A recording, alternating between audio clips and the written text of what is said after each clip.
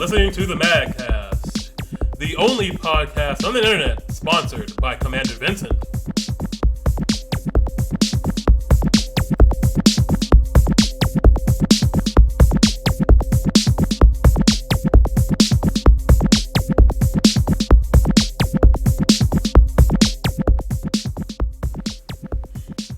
Hey guys, this is Ixion, and welcome to the MagCast. Yay. Okay, well, IMO, IMBD. That's gonna really have to get better, people. You're gonna have to applaud a little. I don't think you're ever gonna get the applaud you're expecting. I'm sorry, it's just not gonna happen. Don't worry, the 20-something viewers will clap. No other no other podcast gets like an applause when they start. What makes you special? Because the Mag. Just find an audio track to add in. There you go. Just clip it in. No. Anyway, okay, so welcome to the MagCast. We got another good show here for everyone today. And why don't we start, like we always do, with seeing what people have been doing. Shadow Fox is returning to the MagCast what is it? It's been a while. It's been a long while, yes. Like 2 years. Yeah, it's been like freaking 10 years. Yeah, I like the hyperbole there. What are you talking about? I mean, 20 years away from the MagCast, it's just... Right. Yeah, I'm back after my pubes grew out. Must have been a trying experience. Yeah. Alright, well, why don't we begin with you then? For what have you been doing lately? Not entirely too much. Been playing NBA 2K14 for whatever reason. Just needed something lazy to play, I guess. I guess it's still giving you issues. Yeah, I'm not gonna really go over that. It's just kind of a stupid game thing that happens that I have no control over. I've been playing a lot of Steam games and stuff, and the most recent console game is Thief, the new one. I wrote an article about it on the Mag, so it's there. I actually saw that. Yeah, that was a good article. Thank you. It was. I would encourage you to get it if you like stealth games. Yeah, I don't mind stealth games now. I have never, like, I've always heard about Thief, but I never got into it that I know of. Like, I never played it. So it might be pretty good. Like, so is it sort of like Metal Gear type? It's more akin to Splinter Cell, where it uses like light and dark and stuff to hide yourself, and sounds and stuff. So, it's like Manhunt. Did you ever play Manhunt? Manhunt. Never played Manhunt. That was a good game.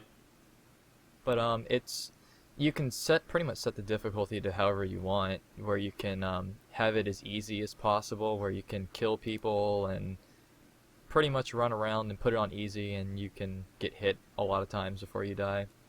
But then you can also set it to where if you do get caught by a guard or something, or you knock somebody out, you can start all the way over from the beginning of the chapter, or the game if you set Iron Man on.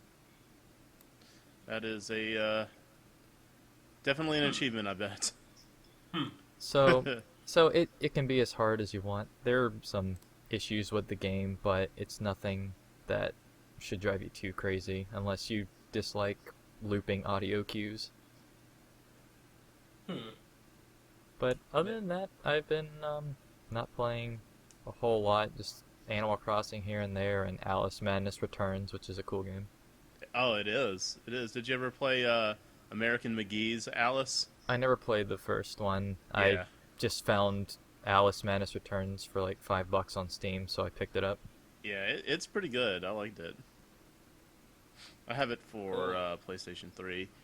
There was actually a deal that if you bought Madness Returns on PS3, they gave you a code to download American McGee for free. So it's like 2 games for 1. It was good stuff. I played American McGee like way back when, but yeah, it hasn't really aged too well, but it's cool. I might give it a try one time. It's a good take on Alice in Wonderland. Yeah, it's a more grim take on it. It's cool. The undertone is really like kind of unsettling. Didn't he do another take on another tale. It was not related to Alice though. Frozen. Frozen. I would like to see American McGee's Frozen. Probably wouldn't be too much different from the actual movie. I think he did another game called Grimm, but it wasn't. I think it was just general fairy tales. Like a mishmash, like kind of like Shrek, but grim. Something. Yeah, I think it's something like that. I never played it. I just heard about it. Mm-hmm. Okay, well, that's something. Yeah, so that's all from any... me. Oh, okay, Lantis, go. Oh, yeah. Haven't really been doing a whole lot of gaming at all. It's mostly been freaking video editing or recording with you guys, or freaking. I have been playing a little bit more of Bravely Default, very, very slowly though. Like I have not been putting a whole lot of time into it at once. Like I played a little bit this morning, got through a boss fight and put it back down. But other than that, I've just been actually working pretty hardcore on Arc Aerith. And for clarification, when you say Arc Aerith, you mean Arc Aerith Forever for RPG Maker 1. Yeah, it's exactly what I mean. It's been passed from developer to developer for the past decade. Hasn't that been in the works for like 30 years? Yeah. Actually, we hit 10 years in December, so it's actually been a legitimate decade. But out of the 18 scenario cards that make up that game, we are on 17, and very nice. It's all completed as far as story is concerned, the ending and all that jazz. We're just got to go through the battle and balance it out. Memory card 18's gonna have an issue and it won't work. Probably. Actually, there is a little bit of concern with it. While it's like the final scenario 18, is just the final boss fight. Like, there's like a mini boss beforehand, then the final boss, and the ending, and that's it. So it's actually incredibly short. So isn't it like text heavy though? Well, they all are. But the thing is, all the text is done. Like it's complete. So once we finish 18 and it's all done, it's just a matter of playing it and replaying it and balancing and bug searching and all that jazz. So, but it'll get there. You don't have to do that. You can just put it up for upload. Leave it how it is. I'm sure it'll be fine. There's no reason to test a project I've been working on for, a third of my life. And you know what? It's because you're working with limited software, so whatever. Dude, this, past year, or year and a half, I have just come to loathe that software. It's just stopping me at every corner to not do what I want to do, and it's not like I'm asking a whole lot of it, It's just the stupidest things. And I'm so ready to be over with it. Just start over on RPG Maker XP or something, because I most would... people sell on Steam XP games. Yeah. When Cthulhu versus the World can make money. Yeah, I want to make a RPG Maker game and just have it for sale. Just probably based on the MagCast. Yeah. As soon as you finish Acre Age, right? Yeah, Acre Age forever, baby. Yeah, actually, I talked to Ix about that earlier. Acre Age started development just a year after Arc Aerith did, so he can start pointing fingers, but he's got a few pointing right back at him. Yeah, what was that saying? Whenever you point your finger, you have three fingers pointing back at you. Yep, absolutely. Funny. Yeah, but on my end, Acre Age, all the plot is done. I just need to actually button down and get to work. I've done the Return to Exia 10-year anniversary and Survival 10th year anniversary. I think I did that last year. So this year maybe I should focus on getting Acre Age out. Yeah, maybe Acre Age 10-year anniversary of development. So, actually, since you're going to be kind of done with the site for a while, that would be a good thing for you to take on, especially considering you hit one of the last updates for this version of the mag. Yeah, this falls into what I've been doing. Uh, on the top, I've been doing a little bit of like Fire Emblem Awakening. I'll play that again a little bit, and I'm sorry. shut up. And I've done some just like various MAME stuff. I've been playing Barman and stuff like that. But the main thing I've been doing this week is working with code. That is because I just unleashed on 4/27/2014 a big publishing system overhaul for RPGM Magazine. Is it And- like content, or just like certain things? It's for all content. YouTube recently changed the way that their uploads worked, in that you can actually upload your content, your videos, and then it has a publish feature. So that this way you can upload all your videos at once, and then as they're ready to go up live, you just press the publish button, and it'll go into everybody's user feeds where it's like, okay, they uploaded today, and all that good stuff. And it makes it so that you can work more efficiently. You can work when you want to work on So, something. like, let's say you had 5 videos of stuff worth to upload, but you only want to post something once or twice a week. You go ahead and just upload it all, and just been like, when the day comes you want to go live, just hit a button. There it is. You've done no work. Didn't they already have that, or was it like a baby version of what it is now? At the mag or at YouTube? YouTube. No, they never had that at YouTube. What they No. did do, however, is you could upload privately and then Like change it from scheduling, private right? to public, and then it would do the same thing. The problem is that sometimes it wouldn't actually like update in your subscribers' feed, so it's something I Yeah. could never use. Yeah, but on the Mag, you don't have to worry about that. Like before, on the Mag, if you wanted your content to go into something like the new user content feed, you would have to make the article that day. Whenever you made it was the day that it counted that you made it. So that if you made something, let's say on 4/25, but you didn't want to actually do anything with it until the 27th, you could publish it on the 27th, but the day that it would show in the feed would be the 25th. And if people have made content after the date that you made that content on the 25th, when you finally publish it, it would show outside of the range. Right. So it would never show up in the content feed. Actually, that would have been kind of convenient when me and SK were going through our retrospective of Final Fantasy. What I Yeah. ended up doing was I had the entire, like, all 4 documents in notepads, and I would just sit on them until we wanted to post it, and then I'd copy and paste them in the created, when going to create the article. You know, Yeah, but it goes, go ahead. there is a guy on YouTube. I'm not gonna say his name because I don't want him having publicity, but he has over 27,000 videos, and I calculated it to if he uploaded one a day, he could upload for 76 years, and not have to Whoa. ever make any more content. Wow.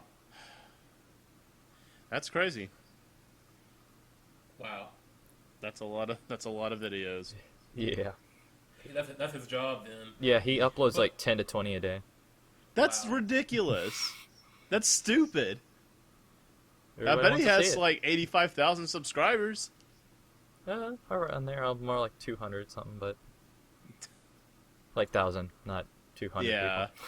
right. Yeah, that's just incredible. But yeah, like you have your own rhythm and when you want to work. Like sometimes you get up and say, "Oh, I want to make all my stuff today." Now on the Mag, you can work all you want to, then publish them. When you publish on the Mag now, the first time you hit the publish button, your stuff will get a publishing date, and it'll just go up. So now when you go on, you make something on the 25th, like you did before, and then you decide, I want to publish it on the 27th.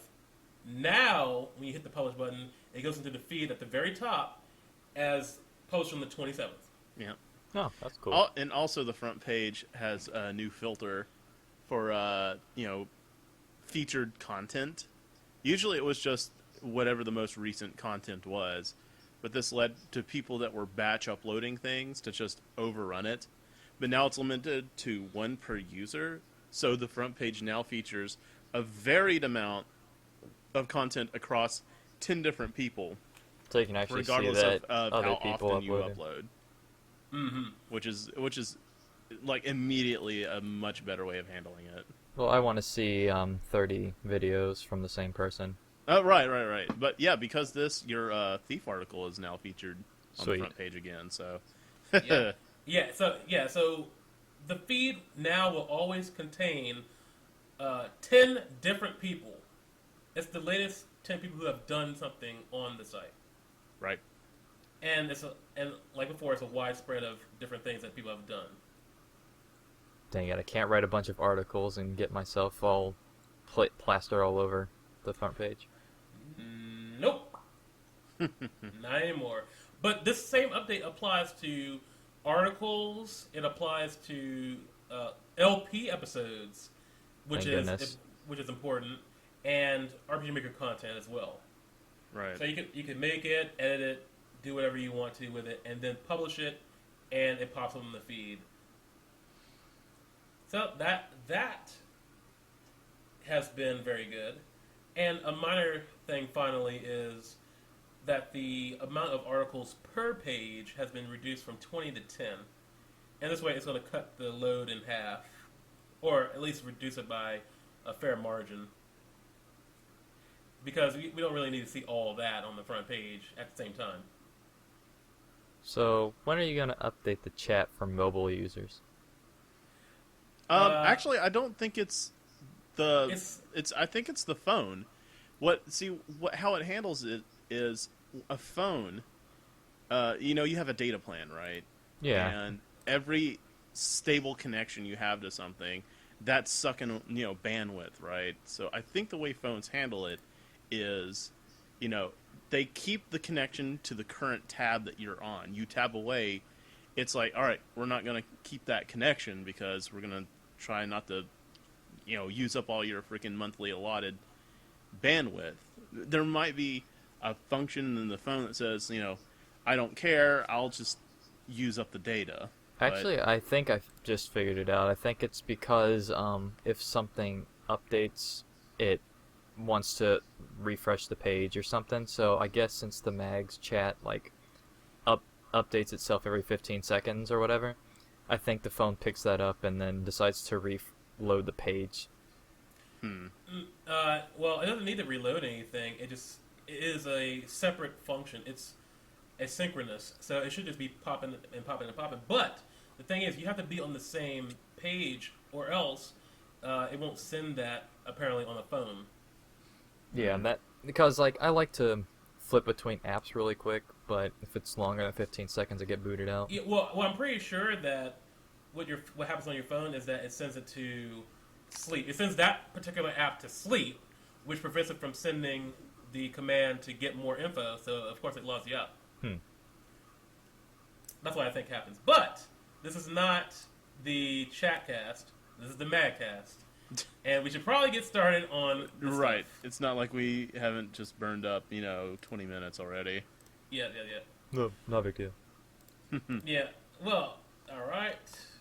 So, we got things to talk about today. Why don't we talk about the first thing, which is the biggest piece of news to come out this week, in that they found it. They found it. The urban legend is no longer an urban legend. It is fact. The extra testicle. They found in a New Mexico desert A landfill. all those copies in a landfill of E.T., the extraterrestrial for Atari. Yep. For 30 plus years, we've always heard this urban legend that, when E.T. was, not doing so hot, they threw a whole bunch of them into A landfill. a landfill. Exactly. And, everybody had their opinion about it one way or the other. But recently, like I said, they found it. Apparently, somebody was shooting a documentary about Atari. And apparently they searched around and they actually found that I- treasure trove. I just want to say it's a little convenient that prior to finding it, these guys put together and funded a documentary about the ET landfill, I wouldn't be and surprised they if actually they happened found to it. find it. Like that sounds a little convenient, you know? We're looking for the ET Atari game. Oh wait, look at this. We found it. Yeah, exactly. Yeah, but yeah, I understand your skepticism, but James Heller, who was a former Atari manager, was invited to that dig site, and he confirmed that those were the actual Oh, cartridges and everything. Right. I'm not saying that this didn't actually happen. It's just a little convenient, you know. Well, Like it is. I would understand that, you know, if someone stumbled across it, they found the landfill, and then decided, "Holy crap, this needs to be a documentary." It just seems like the events happened in the reverse order of how it should have. Where exactly did they find this? They didn't specify exactly, just in a landfill in New Mexico. Now, if it was close to Area 51, then we'd have a real story on our hands. Indeed. So yeah, I mean, the city of Alamogordo. Was that it? Alamo Gordo. Yeah. Alamogordo. That's what it is. Yeah. So this documentary is being developed by various companies, including Xbox Entertainment Studios, All right.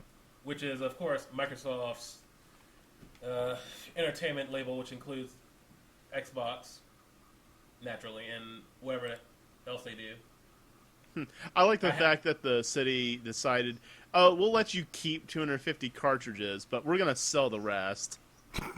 Who's Yeah. gonna buy that? Well, it's buying a piece Collectors. of history. Collectors will definitely buy I it. guess, but I mean, if you had, all right, so there was what supposedly like 0.7 million carts. So you give up 250, and now you still have 0.7 million carts. Well, I think the thing is they're going to try to sell the ones that are actually whole. A lot of them were crushed, though. beyond repair. Crushed, destroyed, time not- withered away, and Yeah. like you couldn't possibly buy these to play them. Well, actually, you could some of them. Like I think a handful of them actually were usable, and it wasn't just E.T. the extraterrestrial that was part of it. Oh yeah, I right. saw stuff like millipede and stuff like that. I can't. Like battle tanks or something. Yeah, some of those other ones, but still, and that is just an urban legend coming true. Yeah, that's what's really interesting is how often does an urban legend come true? Like you find out that that's like legitimately real. Yeah, most of the times, urban legends are And is there disproven. in gaming, was there a bigger urban legend than the ET landfill? I mean, Metal Gear Solid 2. but I mean, so that's cool.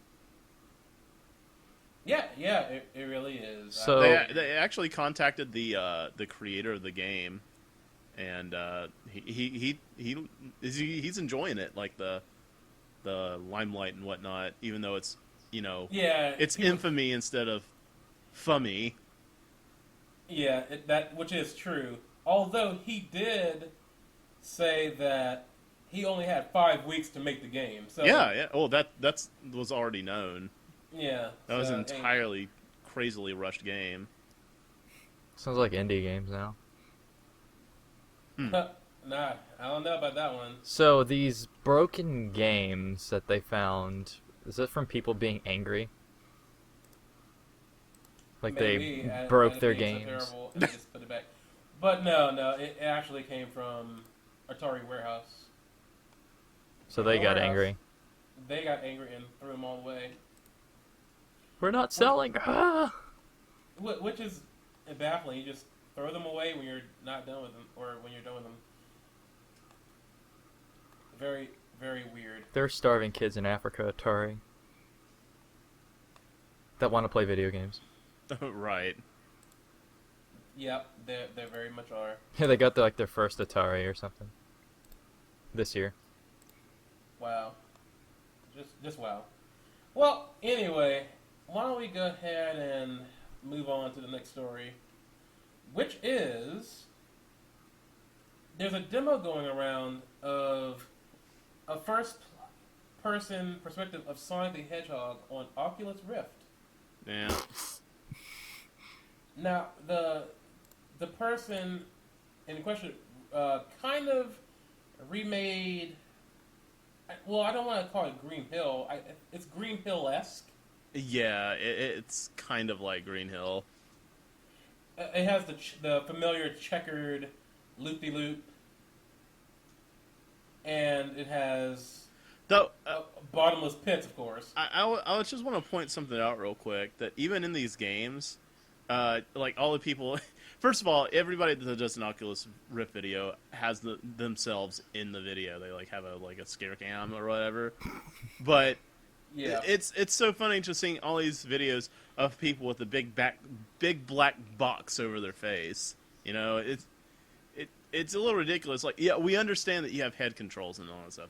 I don't actually need to see you physically turning your head to know you're doing it. Well, okay. So you had Google Glass, and people called them glass holes.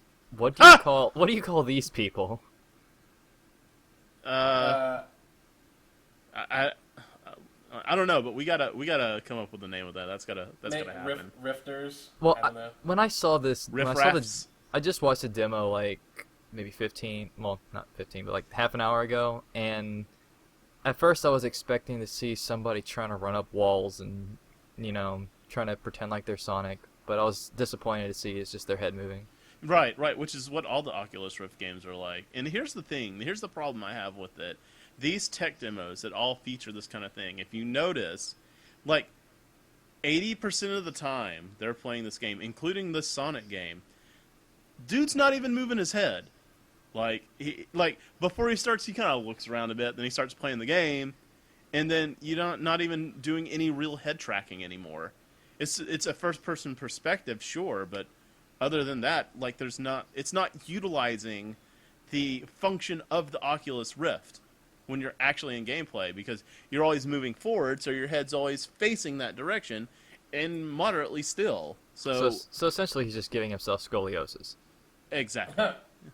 Yeah, I mean, it's nice, but a first-person Sonic game sounds like it would be barf-inducing, and...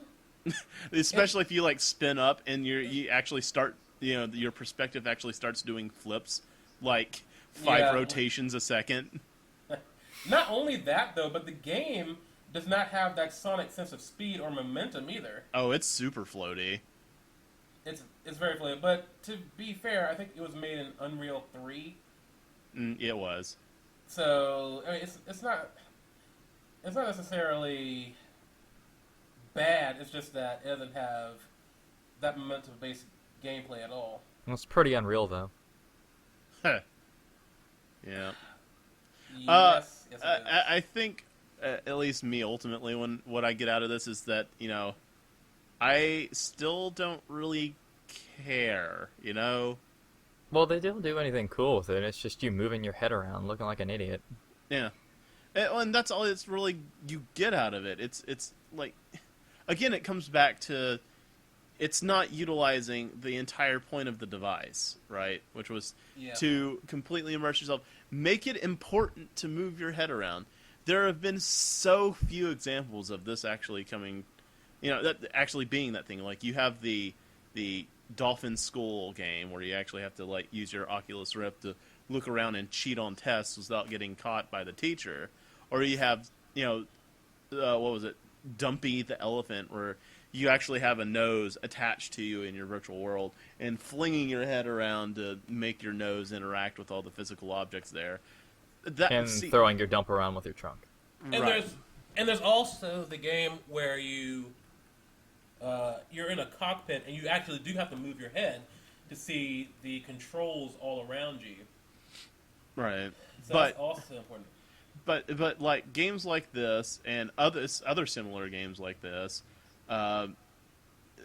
it's just not utilizing it. It puts you in the world, and you can like look around and glance around a bit. Like, sure, that's great and all, but ultimately, it's just not there. Well, plus, it's it's never not very been good. there. It's not good for YouTube either, because you just watch a person move their head around. At least with the Wii, you can see people stand up and look stupid when they try and like flail their arms around. At least there's that. Mm-hmm. But I do think that demos not like that would be better. Like, what if in a horror game you have to peek around the corner, and what if they made it so that when you peek around the corner one time, something grabs you, just face first. All you see is a hand in your face. Yeah. Oh, can you imagine like a Eternal Darkness kind of game with the Oculus Rift? Never played Eternal Darkness. It's great. They had this like sanity thing where they do these like little bitty things. You're just like, wait, what's going on? Like as a player, right? You're controlling a character, and that character can be playing the game. But once their sanity starts dropping, they start messing with not the character, but with you, the player, right? So, like, you'll be playing, and then all of a sudden, the volume meter on your TV would show up and start reducing, and the sound would just slowly fade out. And it looks like, you know, old-timey television kind of like digital volume lowering. And, you know, back then, that's kind of the TVs they had back then, but now it's not really like that as much. But I still think the effect would still work. So you'd be like, what? I didn't turn down my TV? What's happening? Right? Or, you know, stuff like that that just kind of mess with you. One of them, the best one, was, like, if your sanity was low enough, when you go to save your game, it would look like your save was erased. It wasn't, but it looked like it. So, you know, they mess with you like that. And you know, I think if you can truly create a game that makes you feel involved, that makes you feel there, right? I think the kind of concept with, you know, messing with a player in that kind of way has a better chance of working. Have you seen the game Daylight in Steam? I have not. I've heard of Daylight. I don't know anything about it. It's like, well, it kind of looks like a Slender Man-ish type game or something. But the character holds a phone out in front of themselves while they're looking around. I think that would lend itself better to the Oculus Rift, and maybe if like Android, Windows, and iPhone would all have like an app with their phones, so you can kind of like sync it up with your Oculus Rift. I think that'd be kind of cool. That could work. It'd be better than some of these other things that they're thinking about. It'd be better than freaking this Sonic game. Yeah, perhaps. I don't see the value of making a platform game with Oculus Rift, because the point of it is not to really see the platforms. You're trying to get around it and stuff. I mean, you don't really need to be there in a platform game.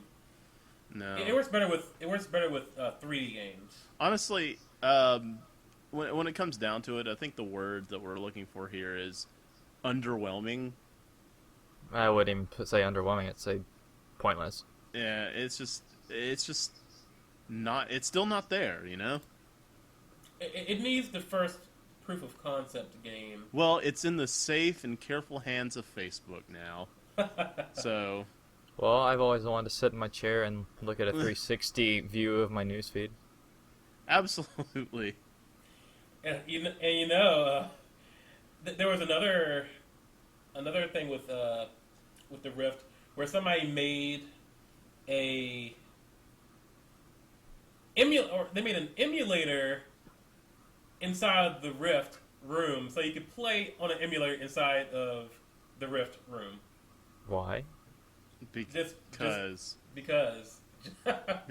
up. Because I want to play games right in front of my face, so I could just shove my face in front of my monitor. Oh, yes, you could. You very well could. You know, what if they put Mario Frustration as one of the Oculus Rift games where you have to like play as Mario as a first person? That would be probably annoying, but it would probably be better than Super Mario 64 multiplayer's camera. I would actually be willing to play that on Oculus Rift, just so I could have a better camera. But Dre posted a few links in the topic about those other games.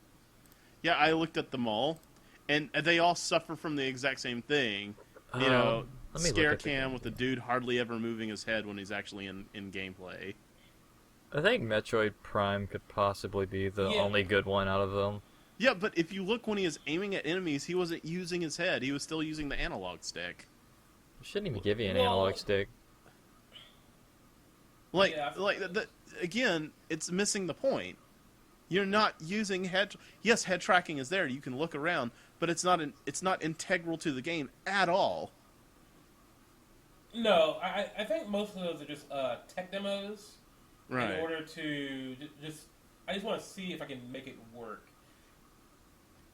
I don't know. Now they did get one of the first supported games with the Oculus Rift was Team Fortress 2, and actually they incorporated it a lot better.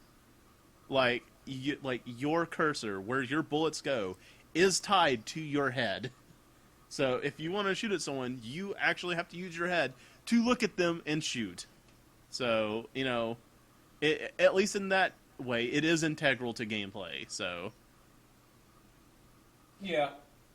You know, compared with the Wii's controller, I did like that because at least when you're pointing at the screen, you don't have to move your head.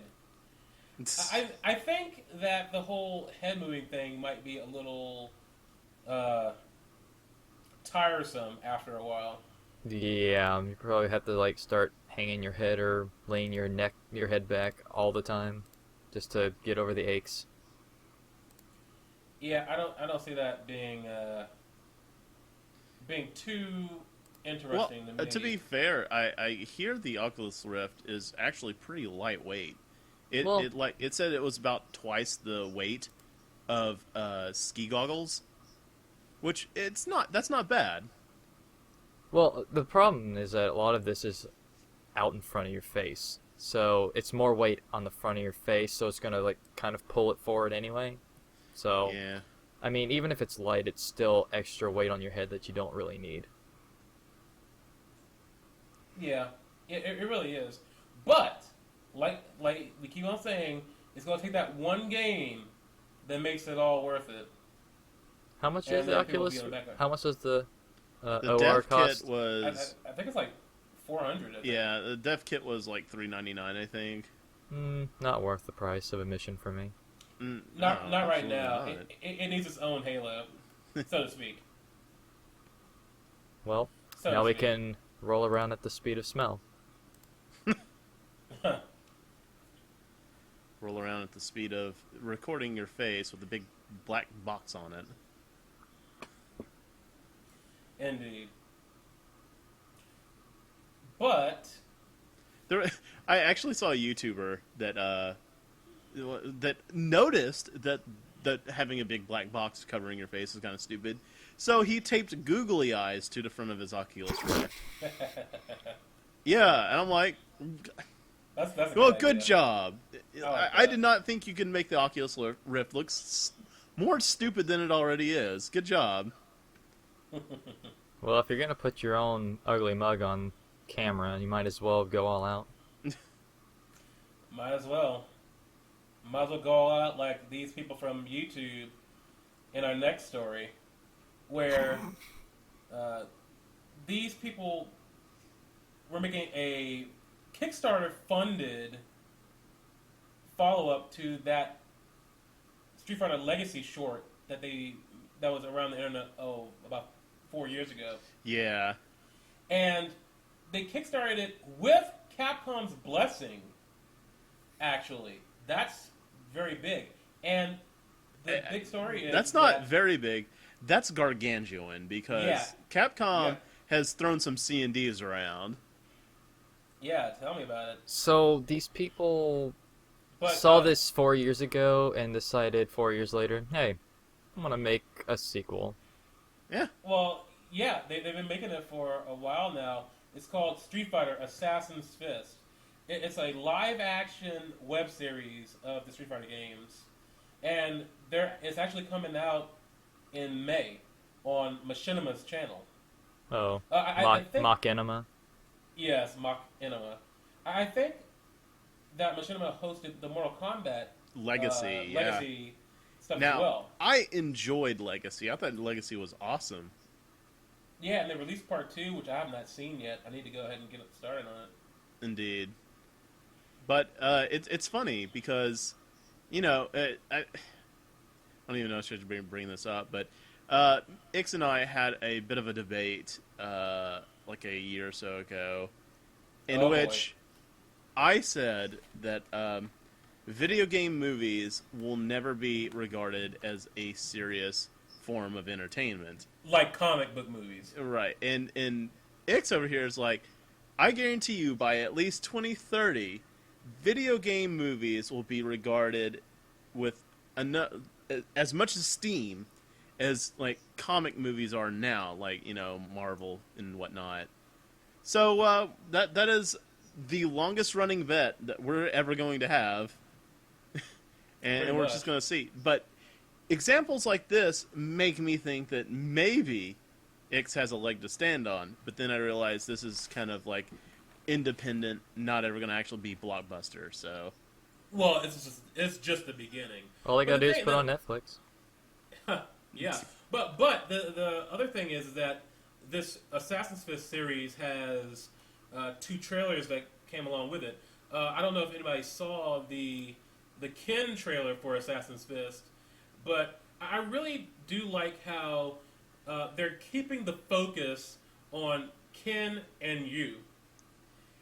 right. And it's their bond that, this is what they were doing. This is why they are masters at this stuff. Like Ken Masters. Yeah. Sorry. But no, I mean, this is good. It's not just making like, Ryu white and not important like Street Fighter, the movie did. Well, I don't think Ryu is white, but Well, his name is Japanese. I will say though, I think he's just generic Asian. I can see it now that Raul Julia is up in heaven right now, looking down, smiling on Assassin's Fist. Yeah, Raul Julia was the best part about the Street Fighter movie. Absolutely, but God rest his soul. Mm-hmm. But I really do like the effect. Like, they have been putting their heart and soul into this show, and it looks really, really good. And I think we're going to get a good story in the Street Fighter universe. I can only hope that it's kind of as good as Mortal Kombat Legacy. Right. What are they gonna do with E Honda? I have no idea, actually. Sumo headbutt. I don't know if the series is going to be focused on anyone besides Ken and Ryu. Why did I forget their names? Ken and Ryu? Ken and Ryu, for the time being. Which that's cool. It is cool because The trailer was really well done. I felt invested. Yeah, did both of you see that trailer? I watched it. I watched it. I kind of laughed because it looked kind of silly, but it seems like they put a good amount of work into it. So, props. Well, it was cool seeing Goken putting Ryu and Ken against one another. I actually kind of like that one part when Ken was like, "So if I kill him, I'm not going to be held responsible, right?" Goken's like, "You can try, buddy. Good luck." Mm-hmm. I was very surprised to see a Japanese-looking Ryu there. I was like, "What?" Well, he he's was from white. Japan. Well, like his art for Street Fighter makes him look kind of white, so I was kind of expecting that. Yeah. It's about time because in freaking modern movies, like, you can take a character that is a defined, ethnicity and Ethnicity, and they're gonna change him to be white. Like, No, yeah. like Aang, Black character, white. yeah, like Aang from M. Night Shyamalan's Avatar, white kid, or freaking Goku from DBZ Evolved. Please forgive me for bringing that up. White dude. Just white. Was that the live action one that I heard? Yeah. I heard so much about it, and I was like, this is going to be stupid. I'm sorry. Oh, don't. Like, there are movies that are so bad you have to see them and you can get a good laugh at them. This is just bad on a level where it's not worth watching. It's going to be like Michael Bay Turtles, like, not worth watching. So, okay, I have to know. Goku's hair. What did they do with it? They tried to make it pretty kind of out there. It's not like out there isn't like it was in the anime, but they made it pretty cray-cray. I use that sarcastically, by the way. Of course. Of course. And this Assassin's Fist name it kind of makes me laugh like a child, just because I keep putting an at the end of it. Oh, I see. I get it. Nobody comments. But yeah, this series is going to have 12 episodes at about 12 minutes apiece. That's some good length right there. It's kind of like a VGHS. Yeah, like when it started. Kind of. The basic plot of it is just going to be Ryu and Ken and Goken. They're going to discover Goken's past. Oh yeah, that'll be all right. So it's really focused. Now, did Goken create that style of fighting? Did he create Shoto whatever? I want to say that he and Akuma did so. But of course, Akuma got taken over by the darkness, the Dark Hado. And so, he's evil and Goken is good. Yeah. Okay, so I'm not a big Street Fighter person. Who's Goken? The master of Ryu and Ken. Yeah, he's the one that taught both of them how to fight. Okay, so was this ever explained in the old games or something? In the games, no. Not really. No, it's just all the other material explained it. Fighting games never really have much story in them. Well, in Street Fighter 4, if Goken was a playable character, and if Goken and Ryu fight, they had like a little opening where he's like, oh, "Master," and I guess there you go. There's your connection. Yeah, bam, there we go. So they pretty much piece it together through various things. But the director said that if the show is a hit, he would like to have Scott Adkins as Guile and do a World Warrior story. Ooh. Scott Adkins? Now that would be pretty interesting. Go ahead. Scott Adkins was Hector in Expendables 2. Oh, okay. Well, if Dolph Lundgren was younger, they could use him. He had the haircut. By the way, is it just me or did Goken look really young in the trailer? Like, really young. Just ageless potion, man. Like, Tangled. Like he looked like he was the same age as Ken and Ryu.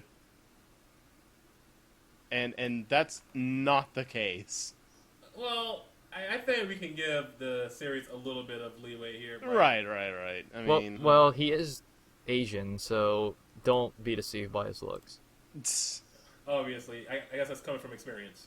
Well, a lot of Asians do happen to look pretty young when they get older until they're like 70, then they start to show their age pretty bad.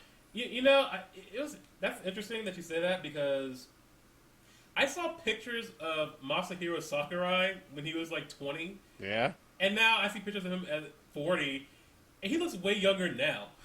like young Asian dudes look like old men, and old Asian dudes look like young men. Probably all the stress from like cram school and stuff back then, and now they're just like completely content. Life is wonderful now. And life is good. Well, that's just hilarious. But yeah, so I think we should get ready to wrap this up. How about some last words for anybody on any other things? Fox, why don't you go ahead? I don't care for your Oculus Sonic. It's really like it's dumb to me. Don't really care that much about the Atari ET thing. It's cool, but beyond that, I'm just like, okay. Yeah, it's just an interesting fact, yes. And then Street Fighter, I'll keep an eye on it, see how it goes, but not fully invested in it because I've never been a big Street Fighter fan. Right. Mm-hmm. All right, Lantis. Let's see. Looking forward to Assane's Fist. Oculus Rift is still as underwhelming as it's always been, and I am at least humored that the ET landfill end up being real. Like that's like huge. That's really huge in the gaming world, but doesn't like affect or change anything. You know, it's just No. It's just cool. Yes. Yeah, and I echo that sentiment. Like, it's just nice that a gaming rumor has become a gaming fact. And just having an urban legend in general become true, that almost never happens. Most urban legends stay urban legends forever. So having one being solved, no matter where it was, very cool. Well, now that they found those next to Sasquatch. Yeah, it should have been like the bones of the Sasquatch or the Chupacabra. The Oculus Rift demo, I'm not a fan. It was very slow, but at least they designed the level pretty decently. I guess. Can't argue with that. I saw like parallels to Sonic Heroes level design, like the seaside hills or whatever the first level of Sonic Heroes is. Yeah. Mm-hmm. Like the gaps in the jumps and stuff. Yeah, I those really, are all I kind really of do. like Emerald Hill-esque. I really do dislike the whole bottomless pits of death in those games. It's really annoying. But Street Fighter. I'm a Street Fighter fan. I don't follow everything extremely closely, but to be able to see a video game probably being taken seriously, and you see it's only by like independence where this is going to start happening. I really am going to kind of look forward to it. I think it'll be nice.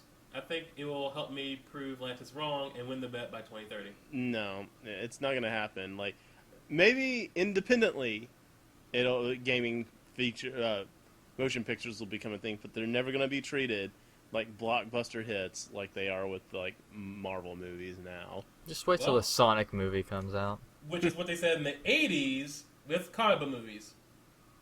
Just maybe. saying. Besides, the real blockbuster hit was the Mario Brothers movie. Oh my gosh, King Koopa. that was awful. Well, Dennis Hopper is King Koopa. yeah, I think that just crashed the chat, the MagCast. Right. So, I think we're gonna go ahead and get out of here then. All right. All right. It was Later, real. people. Peace. Deuces.